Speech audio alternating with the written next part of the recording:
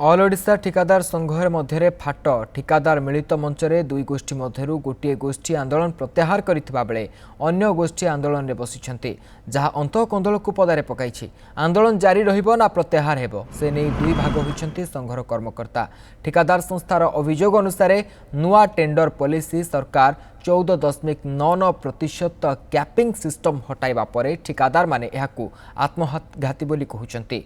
असीमित लेस नुआ नियम रे कम दर रे काम नेले गुणवत्ता प्रभावित हेबा आशंका करी 70,000 रु अधिक ठिकादार कार्य बंद डाकरा देइथिले।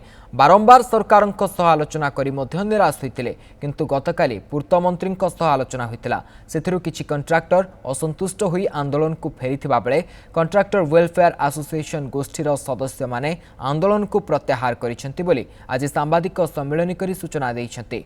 ठिकादार संघर दाबी सुनिथिबारु विभागीय मंत्री और विधायक बाबू सिंह को धन्यवाद जणाइछन्ते all Odisha contractor welfare association. सेबडे कॉन्ट्रैक्टर का विवाद जोगु राज्यर पाखापाखि 4600 कोटी टंकार प्रकल्प ठप होइछि। पानीय जल एवं विद्युत जोगाण भली जरूरी काम प्रभावित होइछि। एबेले स्थिति रे संघ भितर थिबा विभेद आंदोलन को दुर्बल करूछि किंबा एहा सरकारक डिवाइड एंड रूल पॉलिसी रो शिकार होइछि ताकू नै उठिछि प्रश्न।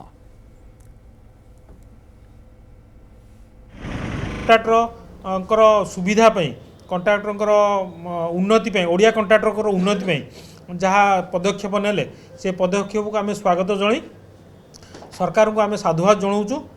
आम कृतज्ञता जनाऊँ सरकार निकट आम कृतज्ञ अच्छु। पूर्त मंत्री को आम आमर हार्दिक अंतर से धन्यवाद जनाऊँ कृतज्ञ जनाऊँ। आमर स्ट्राइकटा गतकाल all Odisha contractor welfare association trust माने जी कर्मकर्ता अच्छा स्ट्राइक रू कालू कल्डअप करके निज निज कम सरकार को विकास रे संपूर्ण भाव सरकार को सहयोग करेंगे। मुझे विषय कहीपरि आम एसोसिएशन स्ट्राइक रू आम प्रत्याहार कर आम निष्पत्ति दृढ़ रहीचु एवं आम निष्पत्ति है जे पर्यंत सरकार आम लिखित आकार रे संपूर्ण रूपे आम दाबी पूरण समस्त दाबी पूरण है बोली प्रतिश्रुति न पाइचु लिखित अप्रतिश्रुति न पाइचु से पर्यंत ये 80,000 ठिकादार धरणा चालू रहिबो।